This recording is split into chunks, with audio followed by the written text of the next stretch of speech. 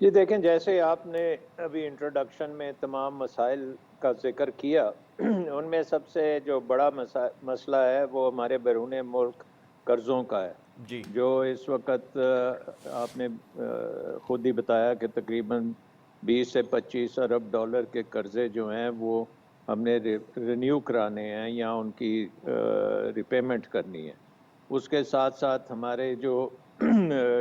Economy ہے اس میں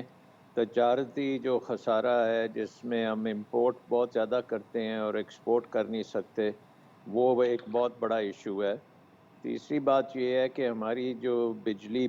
جو ہے انرجی سیکٹر، جی وہ اب تقریباً امپورٹڈ ہو چکا ہے اور اس کے لیے ڈالرز پے کرنا ہمارے لیے بہت مشکل ہے،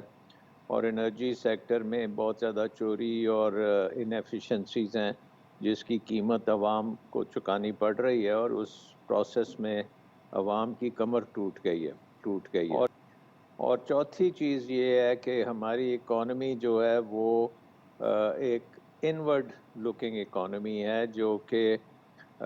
صرف اپنے اندرون ملک کنزمپشن زیادہ تر ہوتی ہے، اور اس کے لیے ہمیں امپورٹ بھی کر کے اس کو بھی ہم کنزیوم کر لیتے ہیں۔ تو یہ اورینٹیشن انورڈ لوکنگ اکانومی کی آؤٹ ورڈ لوکنگ اکانومی میں کرنا ایک بڑا امپورٹنٹ ریفارم کا ایجنڈا ہے جو کرنے کی ضرورت ہے۔ اچھا سو آئی تھنک کہ 2024 میں آپ نے جو بات کی، جی اس میں ایک تو یہ ہے کہ کیونکہ ہم نے آئی ایم ایف پروگرام دوبارہ سے چالو کرنے میں ہم کامیاب ہو گئے تھے، جی اور اس کی وجہ سے ایک کانفیڈنس ہے کہ پاکستان اگر